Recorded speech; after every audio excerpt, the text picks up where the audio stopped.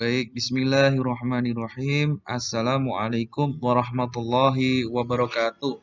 Selamat pagi anak-anakku semua, kelas 9 yang Pak Anas banggakan. Semoga kalian semua dalam keadaan yang sehat.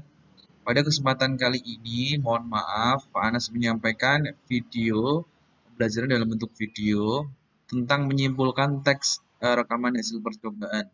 Pada pertemuan sebelumnya sudah dijelaskan apa itu pengertian teks laporan hasil percobaan, kemudian ciri-cirinya bagaimana. Kali ini kita akan membahas lebih lanjut tentang materi tersebut.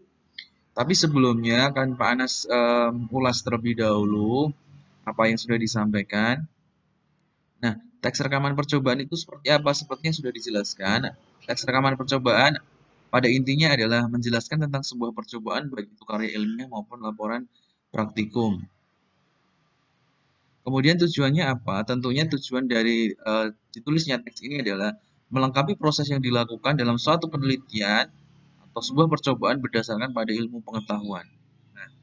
Nah, yang menjadi pokok inti nanti adalah tentang strukturnya bagaimana, diantaranya ada tujuan, alat dan bahan, langkah-langkah, kemudian hasil dan simpulan. Pak, lalu bagaimana ketika di kelas 8 itu kok ada teks prosedur yang sangat identik atau sangat mirip dengan teks ini? Yaitu ada tujuan, kemudian alat dan bahan, ada langkah-langkah. Nah, betul, memang di kelas 7 juga ada teks yang mirip atau yang karakternya hampir sama, yaitu laporan observasi. Sama-sama sebuah laporan tapi dari pengamatan. Kemudian di kelas 8, materi sebelumnya, di tingkat sebelumnya, kalian sudah belajar tentang prosedur. Nah, ini nanti tentang ciri kebahasaannya. Kemudian Pak As akan sedikit menjelaskan perbedaannya bagaimana biar kalian juga membangun konteksnya biar lebih paham, lebih matang pemahaman awalnya. Bedanya dengan teks prosedur bagaimana? Baik, di kelas 8 ada teks prosedur.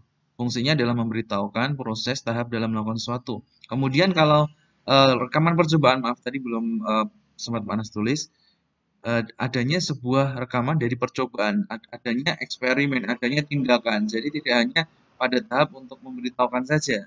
Kemudian strukturnya nanti juga berbeda, nanti ada hasilnya. Nah, langsung saja ke bagian sini. Ketika teks prosedur memang hampir sama dengan rekaman percobaan. Perbedaannya adalah pada hasil dan kesimpulan, di mana ketika teks rekaman percobaan nanti akan ada bagian namanya hasil dan simpulan. Jadi hasil dari percobaan itu bagaimana akan disampaikan dalam bentuk laporan. Pada teks prosedur, isinya hanya sekedar menyampaikan suatu kegiatan, tindakan tanpa perlu dilakukan tanpa kegiatan awal sampai akhir. Jadi tidak perlu ada laporan hasilnya bagaimana. Itu ya, paham. Kemudian, nah ini biar lebih jelas seperti ini. Ini contoh teks rekaman percobaan. Cara membuat slime tanpa borak. Nah, kalian tahu slime kan? Slime itu mainan anak-anak yang bahannya lentur itu. Tujuannya seperti ini, kalian bisa baca sendiri. Identik sekali dengan teks prosedur, kemudian ada alat dan bahan. Kemudian ada langkah-langkahnya tentunya, langkah-langkah bagaimana melaksanakan teks ini. Kemudian yang berbeda adalah hasil dan simpulannya. Baik, begitu materi kali ini silakan kalian pelajari dan nanti untuk selanjutnya kegiatan-kegiatan mandirinya ada di e-learning.